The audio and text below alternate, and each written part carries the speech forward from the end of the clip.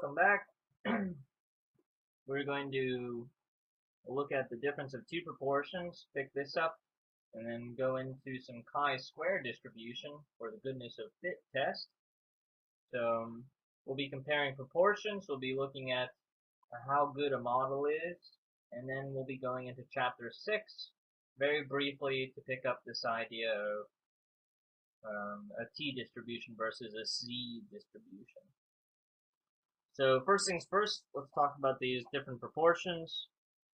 So far we've compared means. We looked at means individually. We've compared means, meaning we've subtracted x bars. So this is going to look very much the same. So I give you two proportions. And this would be sort of the idea here. This is the point estimate when I'm comparing two proportions, the point estimate. And what about the standard error? Well, the standard error of this thing is going to at first glance look really obnoxious, namely that I've got P1 hat, Q1 hat all over N1 plus P2 hat, Q2 hat all over N2. But if you recall, the standard error for just P hat looked something like this.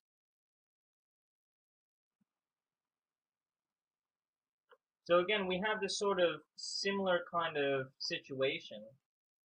When we had compared means, for instance, x bar, we looked at the standard error of these things. Let me go ahead and specify. It looked like this. But when I compared them, x1 bar minus x2 bar, what I got was the square root of the standard deviation of the first thing divided by n1 plus the standard deviation of the second thing over n2. So you can kind of see what's happening here.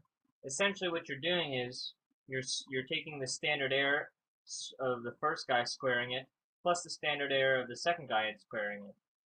So basically you add the variances and take the square root. It's a sort of averaging. It's no different with proportions, where we've got the standard deviation or standard error is here, square it for the first guy, add it to the second guy, take the square root of this thing. So this would be the standard error of P1 hat minus P2 hat. So we've got a point estimate, we've got the standard error. We can do all the normal things, such as find confidence intervals, and we can do tests as well. So to get a little comfortable with this, let's go ahead and do a sort of a confidence interval. Let's say we've got some Democrats, and we've got some Republicans. So let's say that 72% of the Democrats are in favor, and we find that 30% of the Republicans are. And we'll say we sampled 400 Democrats and 300 Republicans.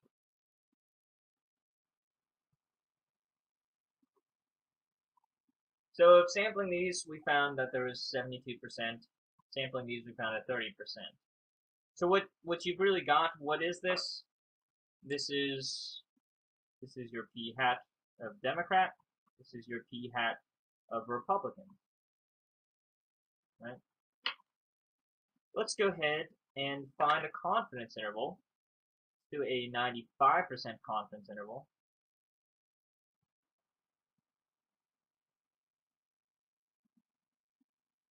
For their differences.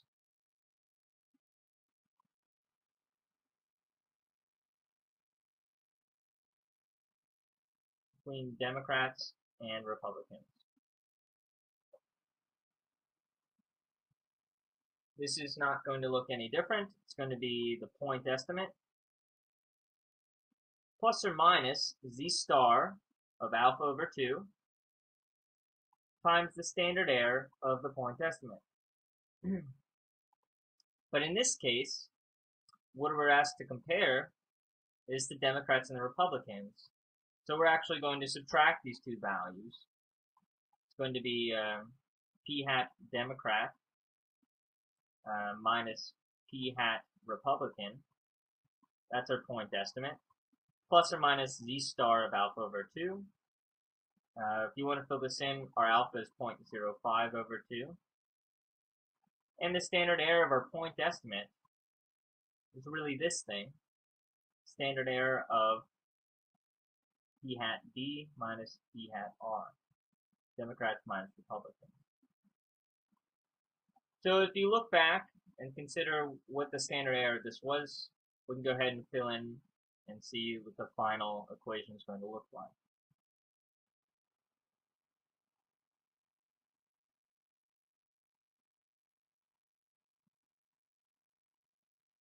That's going to be the square root of p hat Democrat times q hat Democrat all over the number of Democrats plus p hat Republican times q hat Republican all over the number of Republicans. Okay, let's go ahead and plug these values in. So this is just a standard error. So plugging these things in, what do we get? We get the percentage of Democrats was 0.72.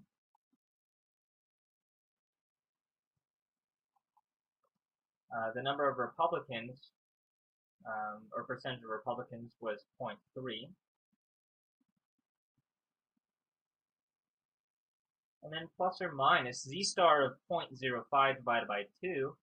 This will give you 0.025. If you look at your table, this will give you 1.96. And filling in this ugly thing, the square root of p hat Democrat we found was 0.72. Well, what is q hat Democrat? Well, what we want you to do here is do 1 minus 0.72. So your q hat is going to be 1 minus 0.72, which gives you 0.28. What about your q hat of Republican? It's going to be 1 minus 0.3, which gives you 0.7.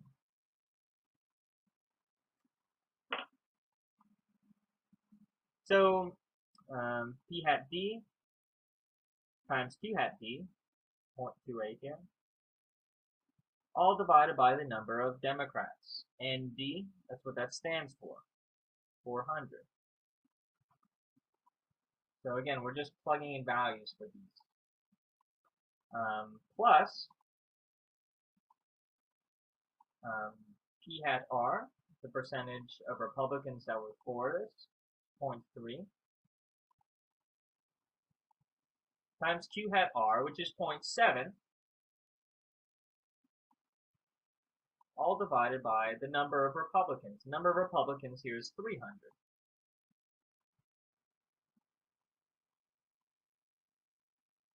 Okay.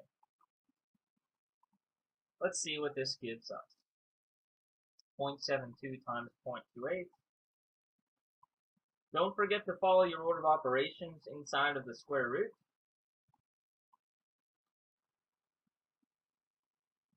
So again, if you're doing these by part, if you type this in your calculator, you might get 0.504 e to the negative 4. That's not what we really have. This is in scientific notation again. This is 5.04 times 10 to the negative 4. So we would go ahead and shift the decimal 4 places.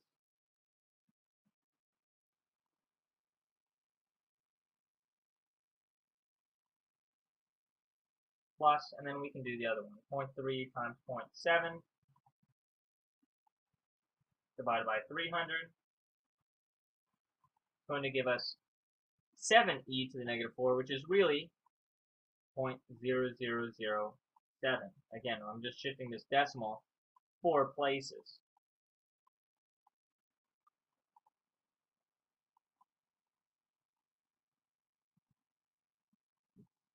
.72.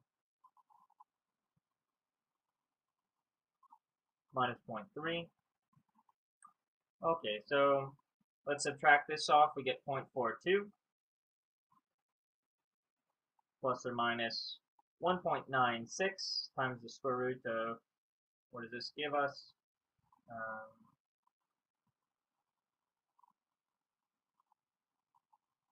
0.0007 plus 0.000504.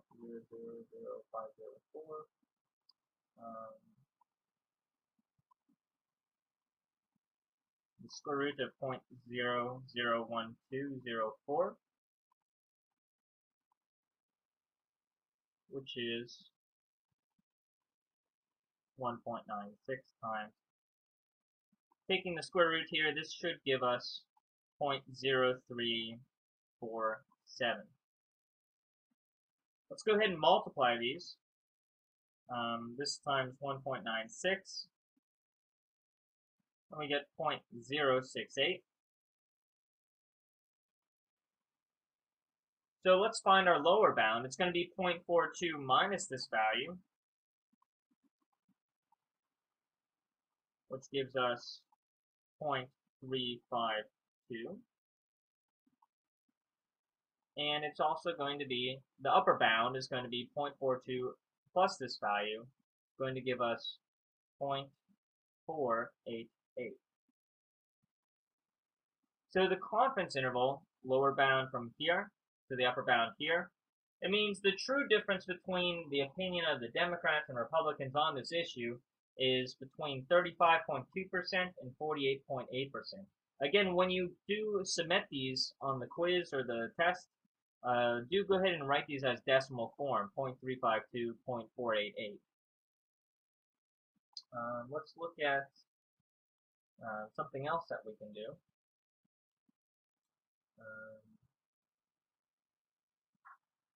Let's go ahead and use the same data. I can set up a hypothesis.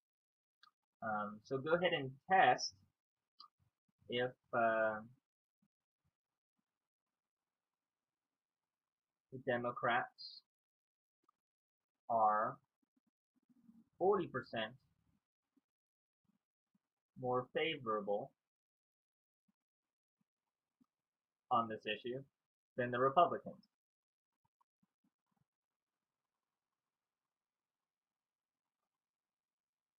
Okay.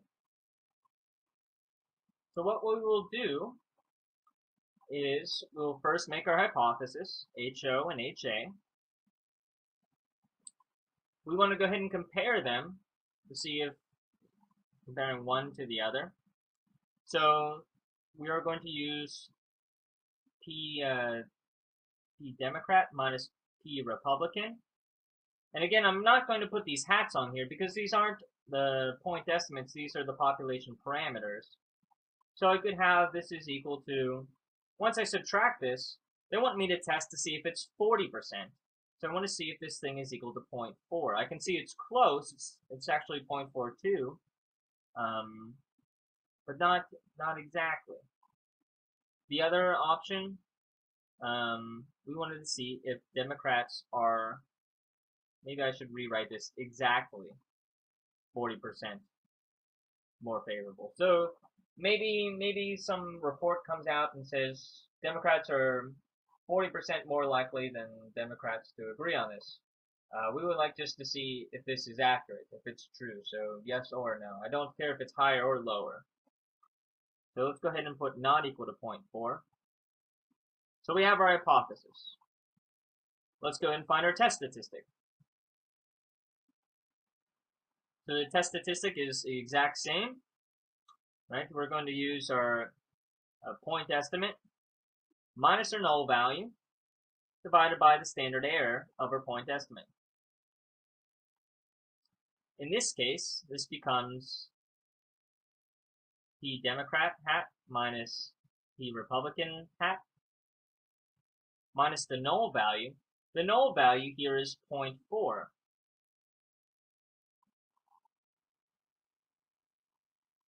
And the standard error of this whole thing. So the square root of, again, this is just PD hat times QD hat all over ND, number of Democrats, plus P Republican hat times Q Republican hat all over the number of Republicans. Now we could plug these values in here, but I have them from the previous problem. So why don't we just go ahead and use those? As it turned out, recall that P Democrat minus P Republican, this ended up giving us 0.42 minus the null value is 0.4. And what we ended up getting as far as the standard error, this thing, which is now on the bottom here for this hypothesis, we ended up getting 0.0347. So the way you plug these things and calculate, it's going to be the same exact kind of thing.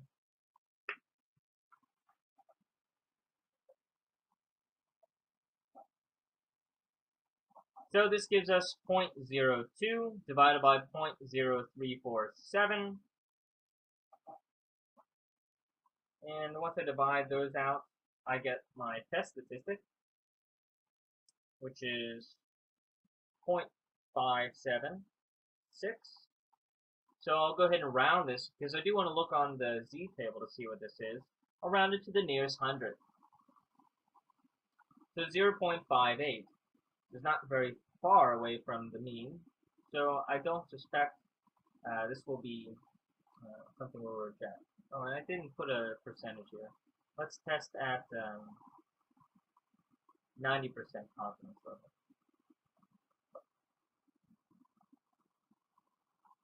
Alright, so let's go ahead and find our p-value here. So this is a two-sided tail, right? I could miss it to the right. I could also miss it to the left. So I'm looking at these areas. If I look up 0.58 on my table, I will get 0.281. This is 0.281, and this is also 0.281. So my p-value is twice this, which gives us 0.562. This is an extremely large p-value. So when I compare this to my alpha, again, my alpha up here is 1 minus 0.9. So my alpha is 0.1. I see my p-value is much, much bigger than my alpha. So what I can conclude is do not reject HO. So what do? We fail to reject HO.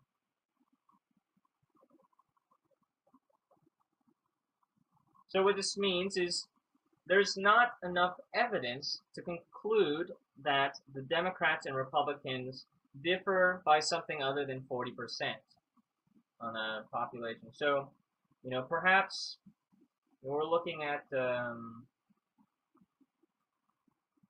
if we poll just all around all 50 states, for instance, and we just polled 300 Republicans and 400 Democrats, and we were kind of interested in the national kind of perception between Democrats and Republicans, we wouldn't be able to say that nationally it's very much different from 40%. So you could say 40%. So I hope that kind of makes that a little bit clear. Alright, so I hope this doesn't confuse you. So far we've been testing, we did the confidence interval, in which we used this standard error, right? And we did the testing where this is not equal to 0. So what we'll see is when we test these and actually test to see if they are equal, it becomes something a little bit different. We don't quite use the same standard error. It's similar, but not exactly the same. So let's see. Let's use the example from the book. We open the source book.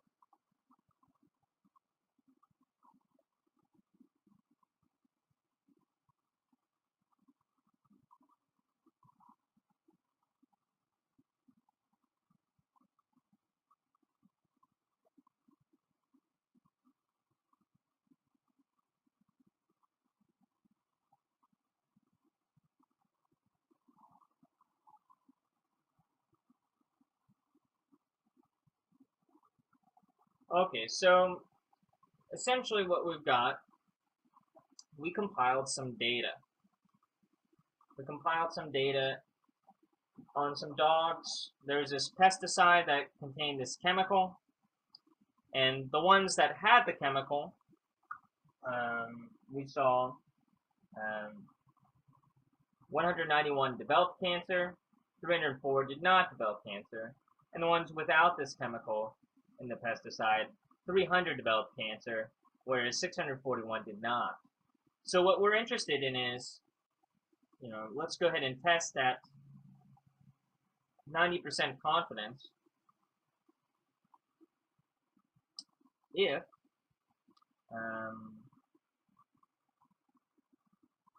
the chemical affects cancer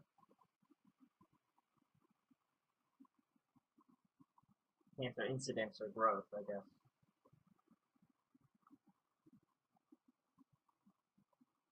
Okay.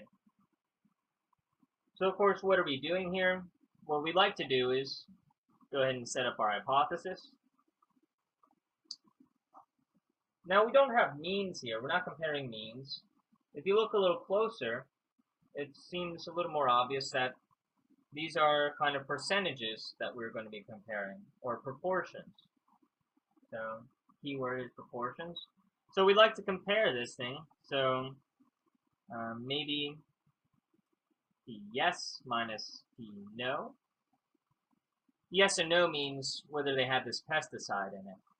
So let's say yes here and no there. Just for shorthand, I don't want to write out this code. Okay, so we want to see if they affect cancer incidence. So if they do not affect it, the proportion should be the same, and then if I subtract them, I should get 0. And otherwise, I don't care. I didn't say whether it increases it or decreases it. So let's put not equal to 0. As it turns out, this is going to look a little bit different from what we've done before. We're still going to use standard error is equal to square root of something like this, all over n1, or I guess here, yes, plus pq all over n yes, or I'm sorry, no in this case. And I'm going to put little twiddles over these things. So before we went ahead and we looked at the proportion for, we would do this for, with the chemical, we'd add these up and do 191 over whatever the sum is.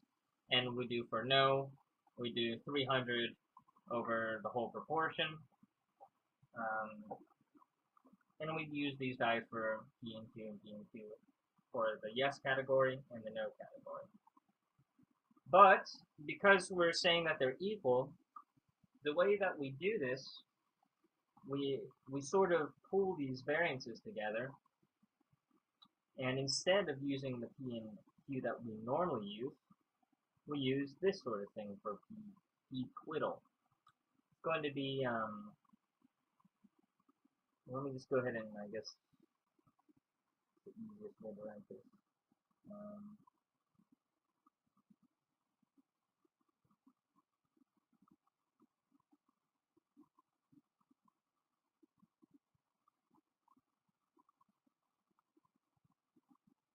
Number no cancer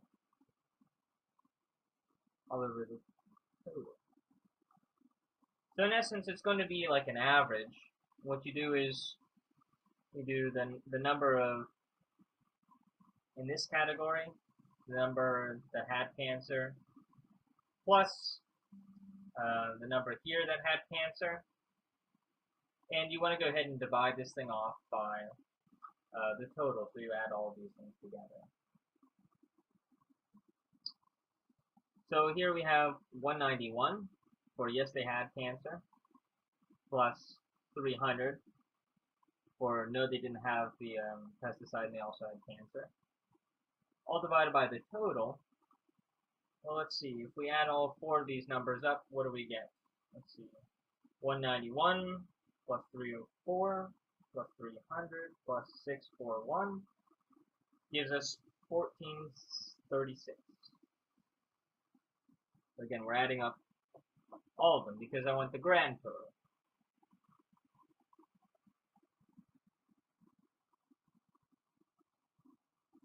So on the top I have 191 plus 300. This gives me 491.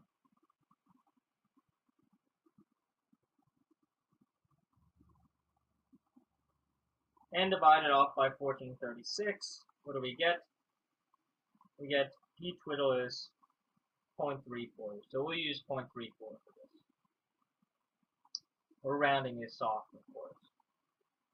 So if p twiddle is 0.34, it means q twiddle is 1 minus 0.34, or namely, I'll write it over here, q twiddle is 0.66.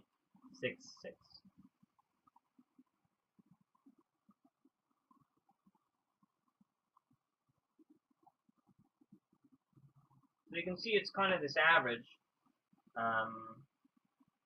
Your book might write this a little bit different. They might say p twiddle is number of success from 1 plus the number of success from 2 all over the number in 1 plus the number in 2. But all this is, it's the same thing. What are we interested in? Look at what we're interested from 1, those total, plus what we're interested, the total from 2. And then n1 plus n2, that's just the total period. So the total that we had from n1 plus the total we had from n2. It's not any different formula, for instance. So what we were interested in was from this first category that had this pesticide. We're interested in the cancer incidence. So we used 191 for this. And, of course, for no, the other category, still interested in the cancer incidence, we had 300 for this. The number of successes, I suppose. All divided by, and n1 here, for this first category, you add these two together, you'd get 495, right? Plus you add these two together, you get 941. If you add these two together, you're going to get this 1436 that we had used before. So it's really the same thing. But if you think about it, I mean, you really kind of have to give it a minute or two to get comfortable with it. As far as people, it's sort of this averaging of proportions here. And again, the only reason that we're doing this is because we're testing if these proportions are equal. If this is anything else, if it's not 0, we use the other formula. So just like the other example. Let's go ahead and finish this one off. So let's use our test statistic, our point estimate, minus the null value, all over the standard error of the point estimate. Our point estimate here,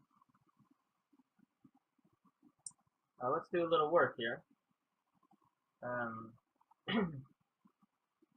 What about p hat yes? So here I'm interested in the number of people, or I'm sorry, the number of dogs in the pesticide category that actually developed cancer. 191, all divided by the total, which is 495.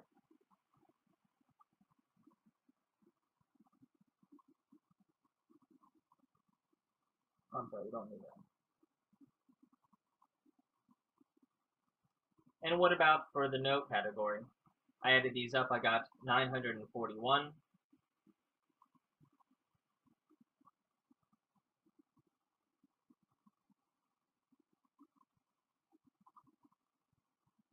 So what do? I use this 300 that I'm interested in all over 941. So what does this give me? 191 divided by 495 gives me 0.396.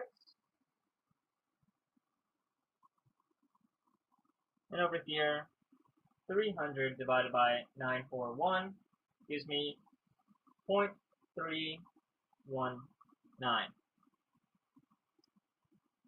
Alright, so we pretty much have everything that we need to start. Our point estimate is going to be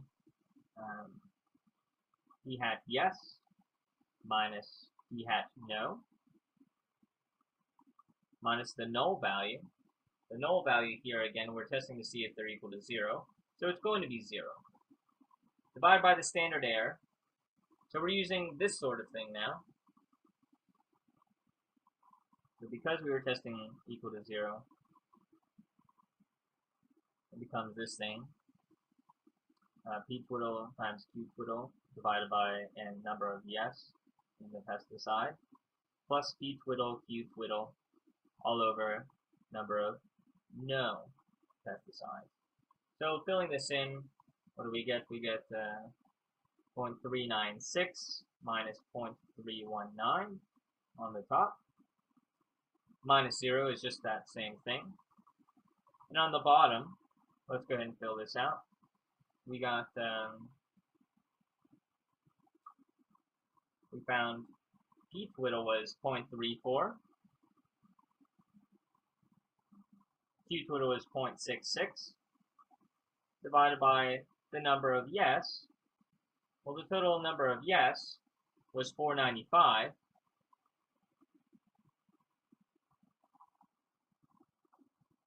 Plus, and again, we'd have the same P twiddle Q diddle, plus 34 times 0.66, all divided by the total in the no pesticide category, which was 941.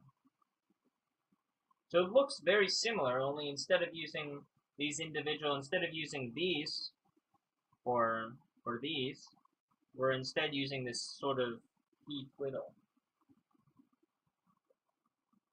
So we don't use this very often, it's only just when we set this equal to 0. But let's see what this gives us.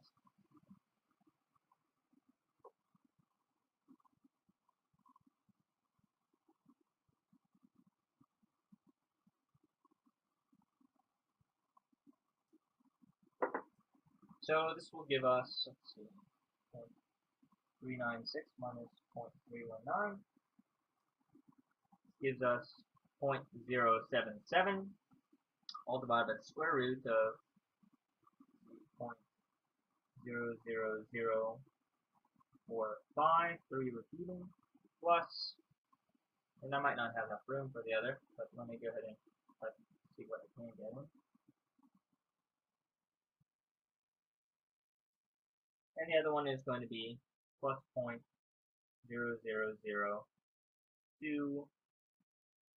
Let's go ahead and round that off. So let's see. 0.00045. Add that together. And we really have 0.077 divided by the square root of 0.00069. Which gives me, taking the square root, 0.077 divided by 0.026.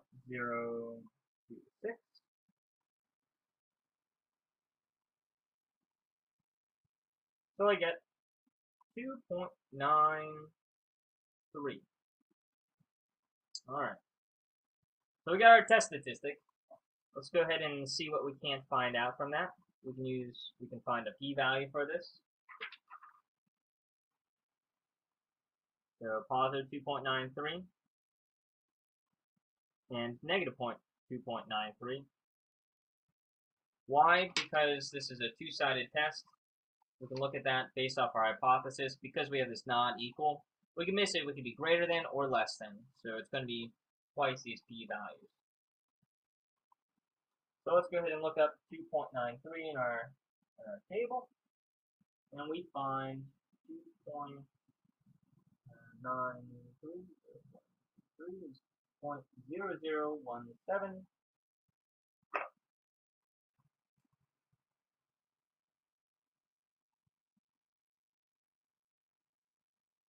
So adding these two together, what do I get? I get 0.0034. I was testing this at a 90% confidence level. Of course, I could have done this much higher. So if my 90% confidence level tells me my alpha is 0.1, we see my p-value. P-value is much smaller, much smaller than 0.1. Right? This is very, very small. So what we can decide is p-value is small, so we reject HO.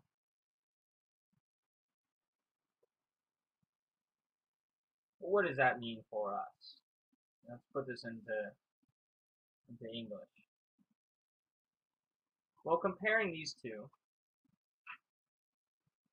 ordinarily we look at this, if you look at the two proportions, what we find is, okay, for yes, if we're not statisticians, we look at this, we say, okay, it's a little bit higher. Yeah, it must cause cancer, but once we do the test at 90%, we see very, very quickly the small p-value. The chances of this thing causing cancer is very, very small. I'm sorry, I stand corrected. We were rejecting this HO. So we're rejecting this. So we would be correct. Sorry, so we look at this, it's very large, seems likely. Once we test this, we can conclude HA. So, reject HO, conclude HA. What that means is, yeah, this definitely has something to do with this. So the pesticides affect cancer incidence.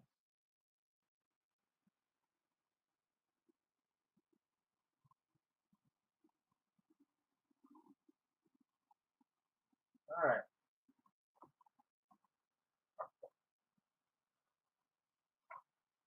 So let's go ahead and move on. 5.6, we start to deal with getting out of the proportions now.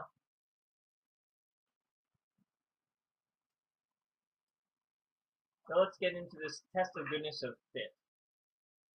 We're going to get into a new distribution now.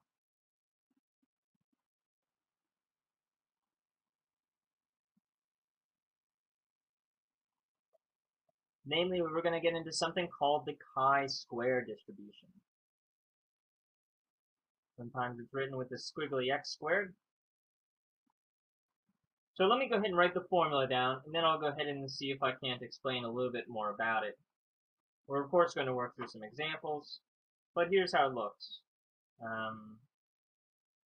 You might see it written this way: the observed minus the expected all over the expected, and this top part is squared. So really what this comes down to be is we'll have a bunch of different ones. We'll have, for the first, we'll have O1, the observed 1, minus the expected for the first one, squared, divided by expected for the first, plus the observed for the second, minus the expected for the second, squared, all over the expected for the second. And we'll continue this until we run out.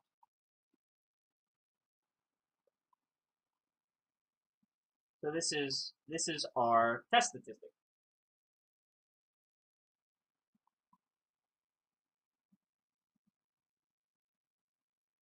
Alright, so what we'll be doing is we'll be finding this test statistic, and then we'll look and see how we can actually use the chi-squared table to find the p-value and ultimately decide whether we have a good model or not.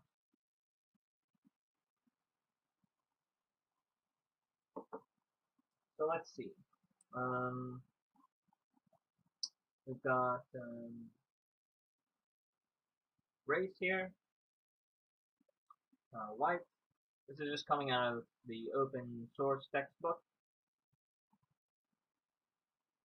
Hispanic and other total.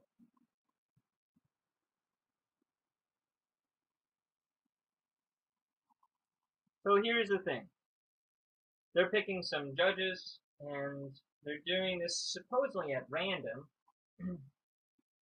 And here's the representation.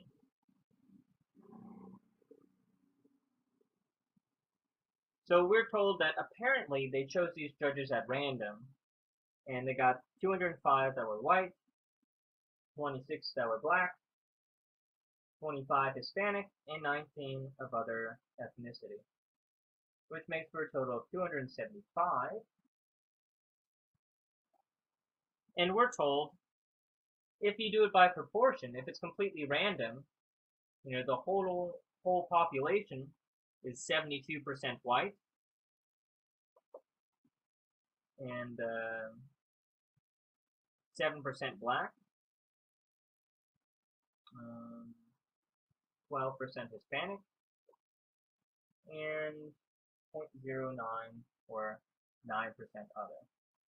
If you add these things up, of course, you're going to get 100%.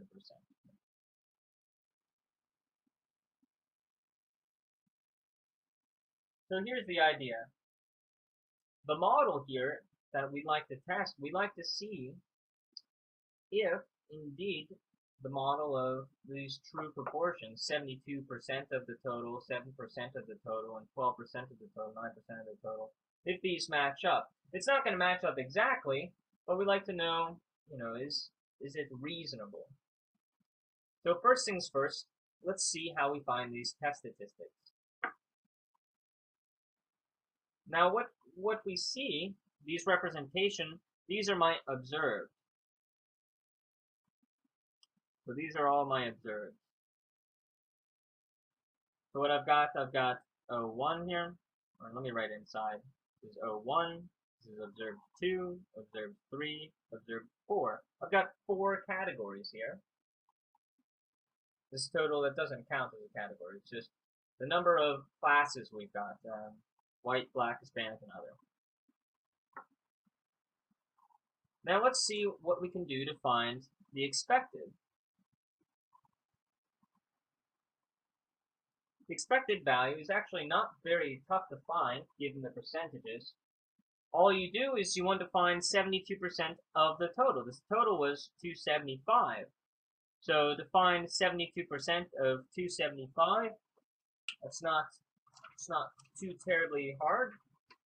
But if you haven't seen that before, all you're doing is to find a percentage, you're doing 0.72 times 275. 0.72 times 275. If you've ever left tip at a table, restaurant or something along those lines, you know how to find the percents here. So 7%, we'd say 0.07 times the total, 275. This would be this sort of thing. You shift the decimal over twice and multiply by the total. This would be 19.25. It's okay that it's not a realistic, again, because we're talking about expectation. Let's see, 0.12 times 275 tells us we expected 33. 9%, 0.09 times 275 gives us 24.75. And there we have it.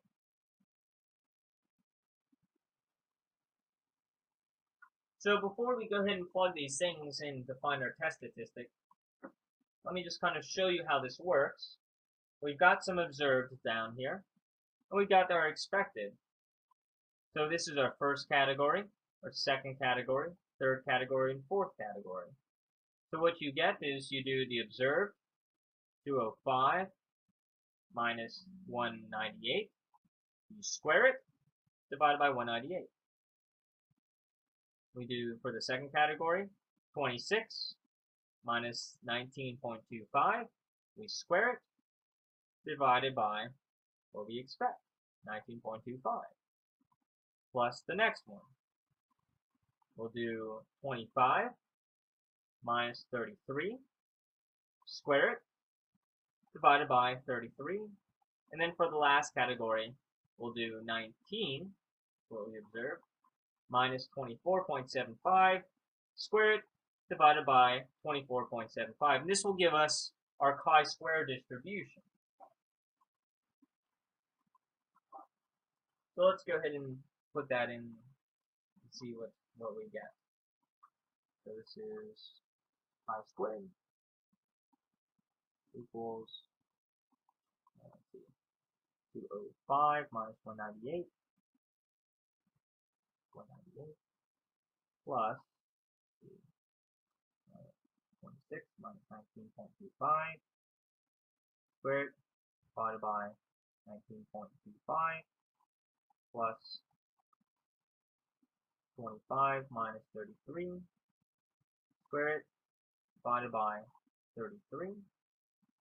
And then we still got another one plus 19 minus 24.75 squared divided by 24.75. So again, we just plug these in. Let's go ahead and see what this gives us.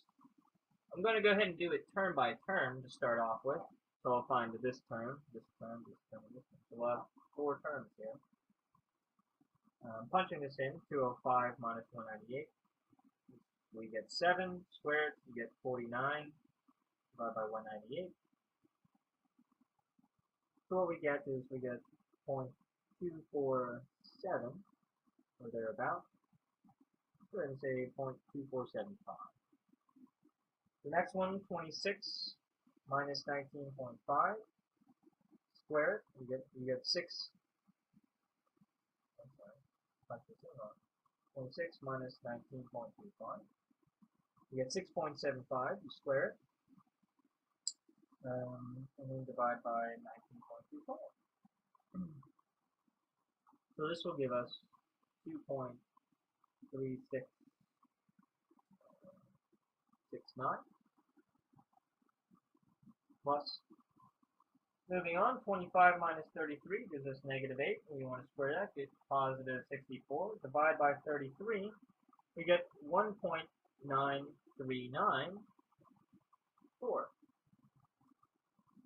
And then this last category, 19 minus 24.75, we get negative 5.75. Square it, we get 33 and some change, divided by 24.75. This will give us 1.3359.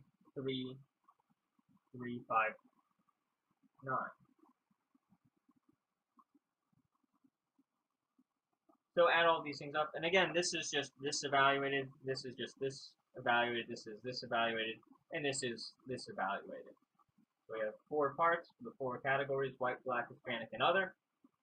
So 0.2475. Add these things up. And plus 1.3649. We come up with 5.8697. So this would be our test statistic, our chi-squared test statistic. And normally, if you're wondering how these things will look, you'll be given something along these lines, where you have the observed here, and you're given some kind of percentage. So if you're not given this total, just go ahead and add these across to find your total. That's going to be important because it helps you find your expected value. You're not doing 72% of 205, you're doing 72% of the total. We might have, I guess genres, maybe genres of movies. We could do, thriller, comedy, horror, something else. Or you can just kind of change this. You see, it's very very appropriate then. Okay, so let's go ahead and now that we know how to find these test statistics, let me show you how to find the p-value. All you need to do for the p-value, you'll notice if you do open up the book, of course you've got something like this. You've also got this thing that looks like degrees of freedom. What could that be?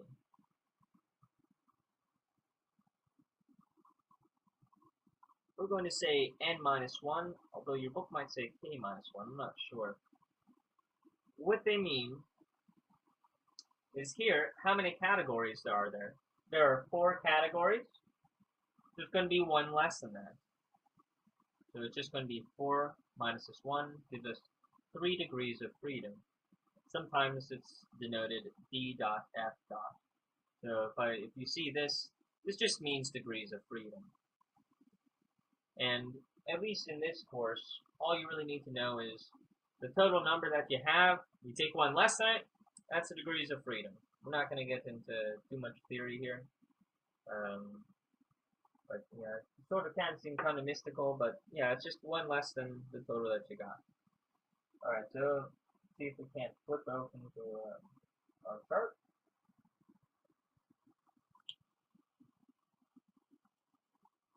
And what do we have? We have this chi-square distribution.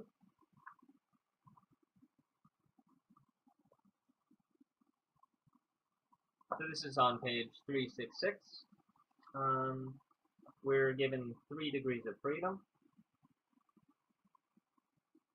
right here. And of course, our point was 5.8697. So moving across, we don't see that value inside. We have 3.66, not that. It's not this. And then we move across 6.25, that's too large. It's actually somewhere in between these two values. So it's in between 4.64 and 6.25.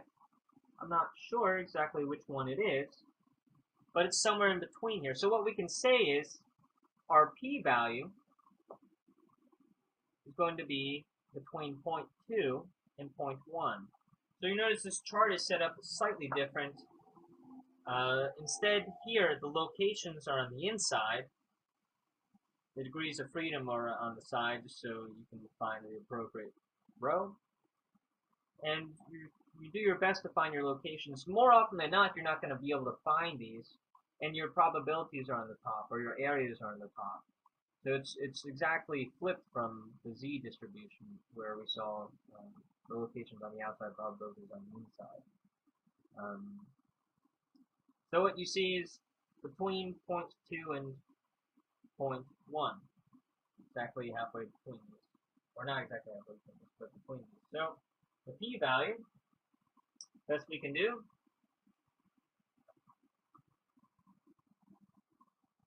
is going to be less than 0.2, greater than 0.1. So here's the thing. If I said we're testing at 90% confidence, whether or not these selections were racially biased.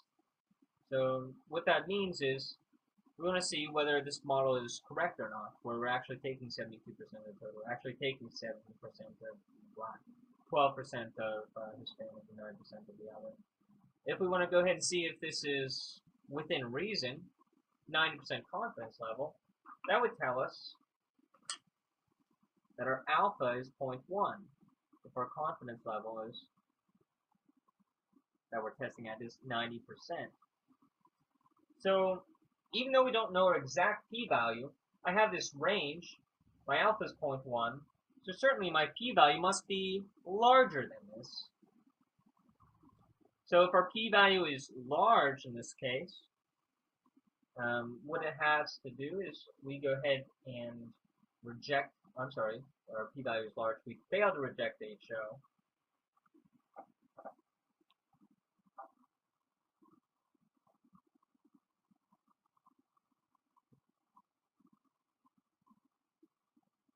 And when it comes to models, our hypothesis is really the model is okay, it's fine. Model is not good. So, or maybe we can just write is good, is not good. So in our case, our hypothesis is nothing wrong with the model.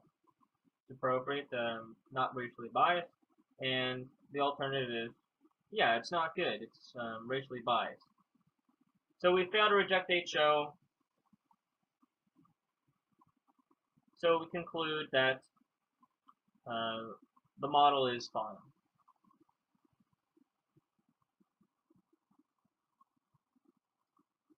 Or if we want to be real statistician about it, we can say that there's not enough evidence to show that the model is not good. But essentially, there's nothing wrong with this model. So as far as your goodness of fit, you'll find this on almost the last page in point 5.6. You don't really need to bother with the introduction there. It kind of just takes a while to get there. That is the formula that you're going to be using. And so with this one example we kind of worked out, you can really do them all. We'll get a little more comfortable with the degrees of freedom. You'll see very shortly we're going to get into some other distributions where we also use degrees of freedom.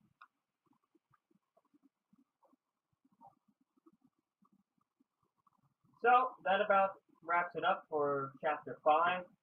We're going to essentially skip the section on independence. We can use the same goodness of fit chi-square distribution to test for independence.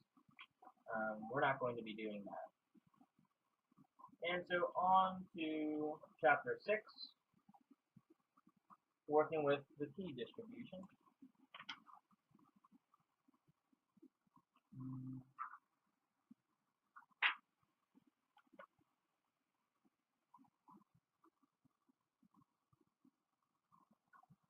Alright, so getting into these things, let's first talk about the t-distribution.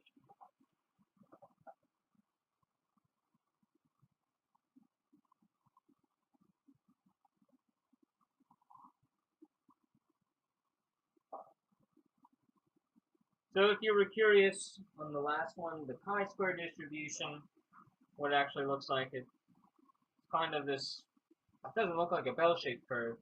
The t-distribution is a bell-shaped curve, and it's very, very similar to normal distribution. The only thing that is really different is it's a little bit thicker on the ends. The t-distribution is kind of handmade for small samples. So what that means is, with small sample size, you can have big variance. So it's not, there's a higher probability of being away from the mean. Let's get a little familiar with the t-table. It is sort of going to be similar. We'll have these degrees of freedom, and one tail, two tail, 0.1, 0.2, 0.05, 0.1, 0.025, 0.05. I think that's enough. Continues to go on. 1, 2, 3, 4, 5.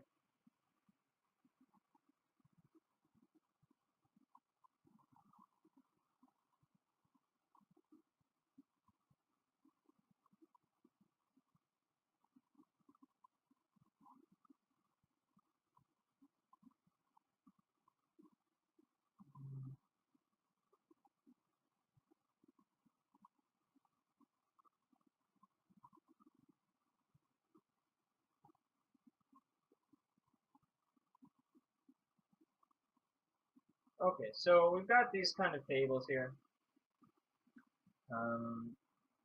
What we're going to be doing with the t-distribution is sort of the same thing. We'll be doing some confidence intervals. So everything we've done with the z confidence intervals and hypothesis testing, we'll also be doing with the the t-distribution. So we want to go ahead and get a little familiar with working with the t-distribution. Namely, let's look at t of alpha over 2 star. So normally we had z star of alpha over 2, right? So when we're doing these confidence intervals, we'll be using this sort of thing. Let's look at t star of alpha over 2. Well, really, here's how this works. If you're working with a confidence interval, that means the reason we did this was we were looking for two tails, right? So with the z, what we did is we said, okay, we've got this nice graph, and the chart gives me these areas. So let me go ahead and divide my uncertainty by 2, so that way I can have two sides here. The t-table is actually even nicer than that. They give you one-tailed or two-tailed. So if we're doing a confidence interval, of course we're talking about two-tailed here. So if we're talking about p-value, we might be looking at one-tailed, but confidence intervals, of course, we've got two sides to all this stuff. Sorry, I don't think I quite lined these up correctly. 0.1.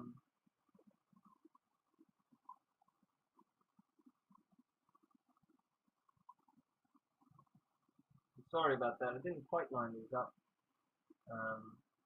Going to have to suffice for now. If you want, you can kind of follow along in your book. Open these things up. This should all be in one column. Okay, so let's go ahead and look at, suppose we were doing, I don't know, say a 90% confidence interval.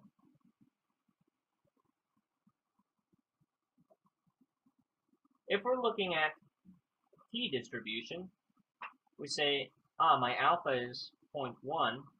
For the z, we went ahead and we divided this by 2 and found the area on the inside. The t-distribution is just like the chi-square distribution, where the locations are on the inside, the areas on the outside. So this is actually much easier. This 0.1, what you can do is you can say, I was looking for a confidence interval, so I wanted to go ahead and, let's go ahead and say our degrees of freedom here are 3. You'll be given this. So 90% confidence interval with 3 degrees of freedom. 0.1, we look for that on the two-tail. We find 3 degrees of freedom. So we find here, go down to 3. It's going to be 2.35 here.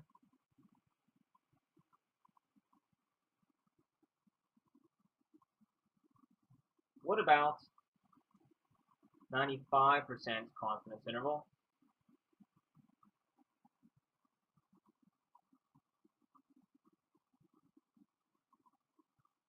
With 2 degrees of freedom.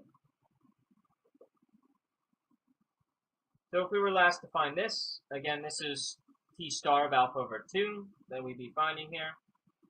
But we don't really need to divide this thing by 2.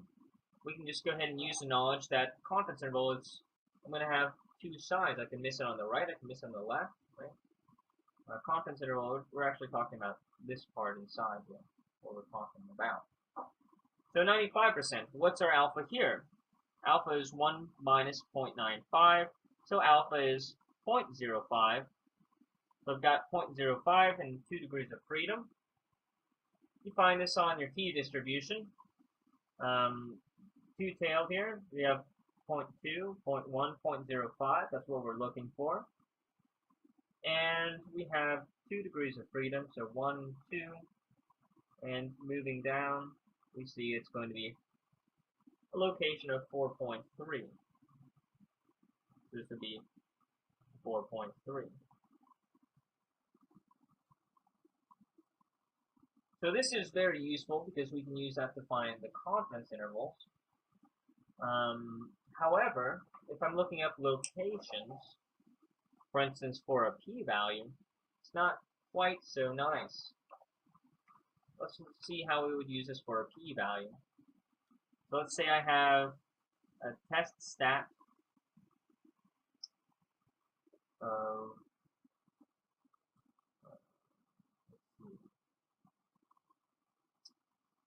how about 3.04 with 3 degrees of freedom. So if I want to look at this, and let's say it's one-sided. So the test statistic was 3.04, had 3 degrees of freedom, and it was one-sided. So looking at this thing, we find 3 degrees of freedom. And moving across, we'll find our location. It's not it's not on here. So just like the chi-square distribution, we can only say, it's in between 2.35 and 3.18. Therefore, it's in between, or I'm sorry, this is one-sided. Don't worry about that.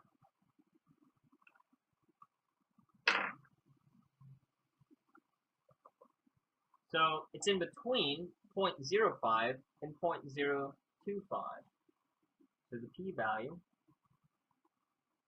is in between 0.025 and 0.05. There's a small p-value. Let's see, what if I said a two-sided p-value of 1 degree of freedom and do 2.8. So if our test statistic was 2.87, 1 degree of freedom, and it's two-sided, this tells us we are going to be using the two-tailed. Let's find 1 degree of freedom. Looking across, I'm not going to have it. It actually lies to the left of this thing, right? So let me go ahead and find the two-sided, the two-tailed. So it's actually going to lie to the left of this. You'll see that these are increasing as you move right to left. So what that means is because it's going to lie out to the left, our p-value is actually going to be larger than 0.2. Because if it's out here, it must be larger, right? 0.05, if it's to the left, 0.1 is larger than that. If it's to the left, 0.2 is larger than that. So if it's to the left of 0.2, it's got to be larger than 0.2. So our p-value is larger than 0.2. And similarly, if you go to the other side, if it lies to the right, it's going to be smaller than those values. So it's nice and easy when it lies between two values. You can kind of put this bound on the p-value. But if it lies off, and it's to the right or to the left, just go ahead and mark that accordingly. Go ahead and get a running start and see, the one must be bigger than that. And if you go the other way, you get smaller. This was smaller than that. This was smaller than that. So if it lies out to the right here, it must be smaller than 0.025 or however far your chart goes. Alright. Now that we've got a little bit of experience with the t-distribution and working with the t-table, let's go ahead and do some confidence intervals.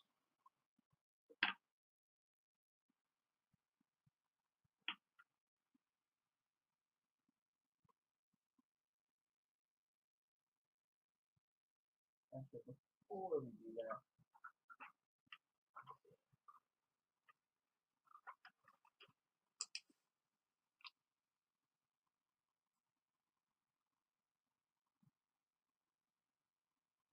so what do we have? We have t-distribution versus z-distribution.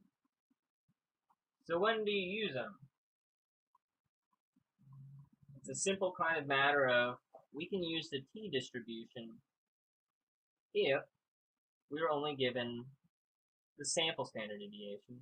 We'll use the z-distribution if we're given the population standard deviation.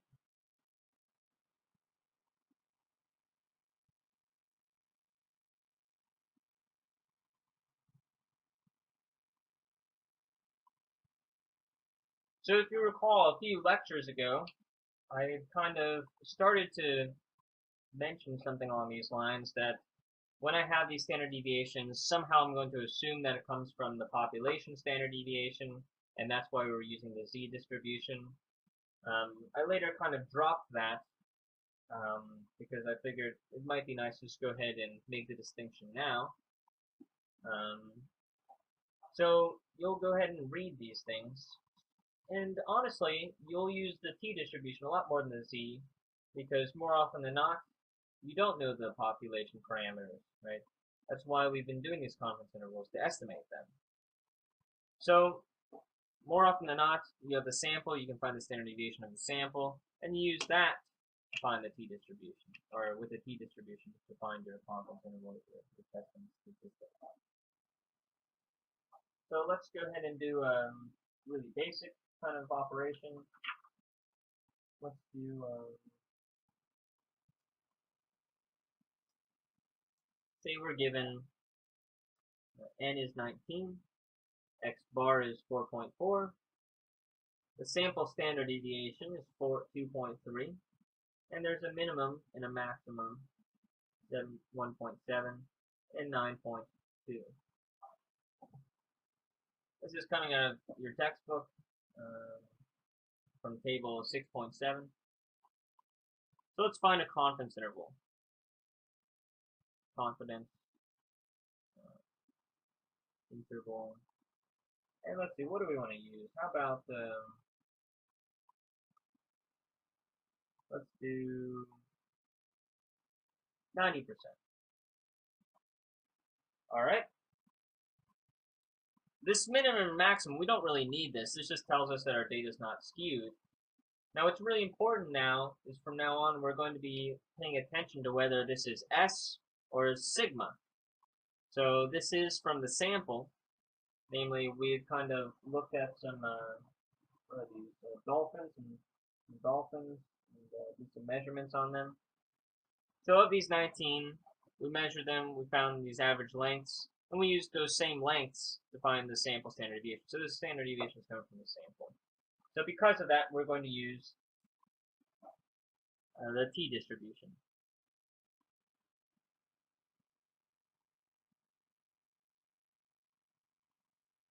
So it's not going to look any different.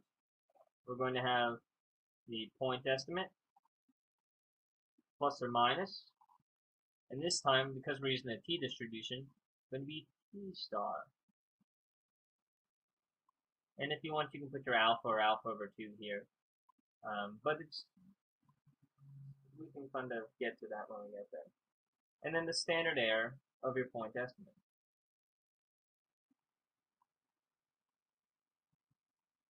So looking at this thing, what is our point estimate?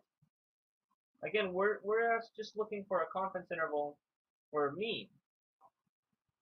So the point estimate is going to be x bar, right? X bar plus or minus t star df times the standard error of x bar. So let me go one step further, writing it out this way. And this was s over the square root of n.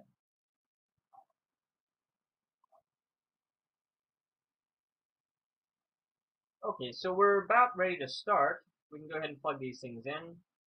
Let's plug in what we know. X bar is 4.4 plus or minus t star. We don't have that. Well, first of all, we're going to have to know the degrees of freedom. What are the degrees of freedom here? Well, degrees of freedom for us, just to recall, degrees of freedom is just n minus 1. So n was 19. So the degrees of freedom is going to be 18. So we have our degrees of freedom. We have our alpha is 0.1. So let's go ahead and flip open to our chart and see what we've got. So do go ahead and make sure that you flip open to your t-distribution table. So we're going down to 18 degrees of freedom, and we're talking about confidence intervals, so we've got this two-sided tail. It even shows you both sides. So with the 90%, our alpha is 0.1, so we go across, we see 0.2, 0.1, it's the second value. So scrolling all the way down, we get, it's going to be 1.73.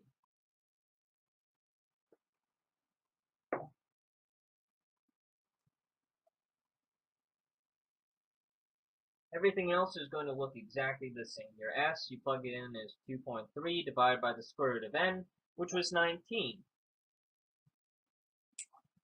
Then you go ahead and evaluate this in the exact same way. So what you get is 1.73 times 0.3 divided by the square root of 19 will give you 4.4 plus or minus 0.913. So you find your lower bound, 4.4 minus this thing, gives you 3.487, and you can do 4.4 plus this thing to give you your upper bound. So the confidence intervals are exactly the same. 6.1 is really only concerned with single means. You can see that we can do this with anything. If we have comparing two means, we can do this. We won't be doing this with single proportions or anything like that, because if you recall, we used the central limit for these proportions. However, we can do this with one mean. We can do this with comparing two means. And actually, the t-distribution goes a little bit further, but that's all we'll be doing in here. And then you can see the hypothesis is going to be the exact same idea. Suppose I wanted to go ahead and hypothesize that the mean was, so let's say hypothetically, we wanted to go ahead and test this hypothesis.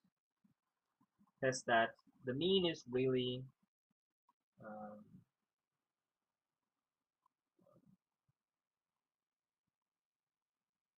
so let's go ahead and say that the mean is actually less than 4.8. And we did this kind of sample. We just did 19 of them. We found x bar is 4.4 and the standard deviation from the sample 2.3. So read very careful to see if this comes from the sample or not. It's not always going to be easy just written out as S. If it's S, we know. So this tells us, we are going to eventually use the t-distribution. Given this, your test statistics is going to be the exact same thing that you would expect. Your point estimate is going to be x bar minus the null hypothesis, which is 4.8, all over the standard deviation, or the standard error of this thing, which is S, which is this thing, over the square root of n, square root of 19.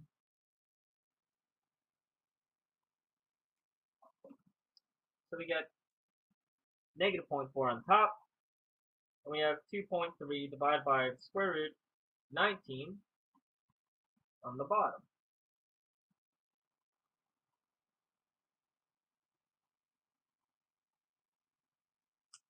So we essentially get this, negative 0.4, divide this out, what do we get? We get z is, or I'm sorry, I shouldn't say z, I should use t here. That way it's not that confusing.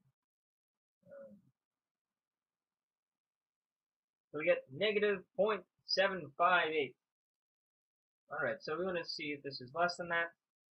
We'll go ahead and open to our table, our t-table. Let's go ahead and see if we can't find this location.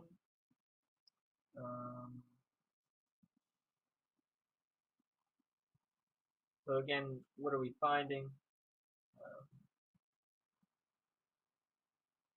If this is 0, we've got this thing out here. It's negative 7.58. We want to know this area. This is our p-value. It's a one-sided p-value. So if you look on your table, what we see is we don't actually have exactly what we want. We don't have any negative values here.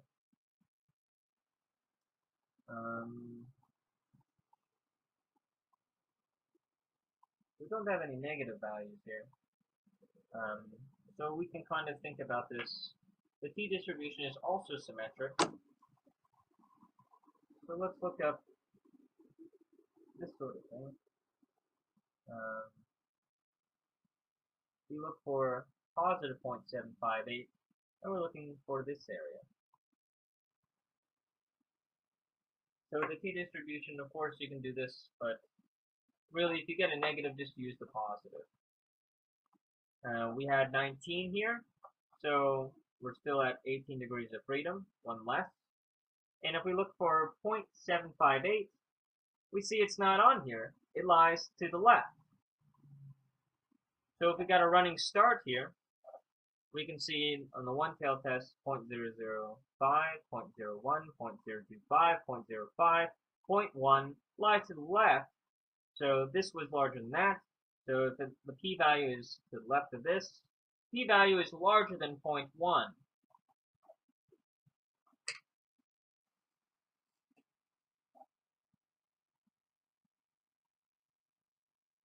Larger than 0.1.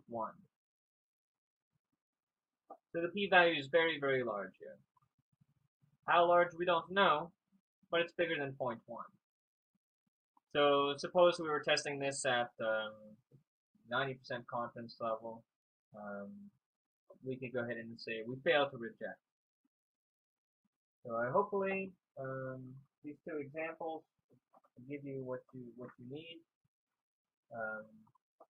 Again, the p-value and the confidence interval, just getting familiar with this t-table. So what I recommend is go ahead and work out one or two of the examples in the homework, recommended homework. Just make sure you're familiar with these tables before you do this exam here. And that should be it. All right. Well, best of luck, and I'll see you next week.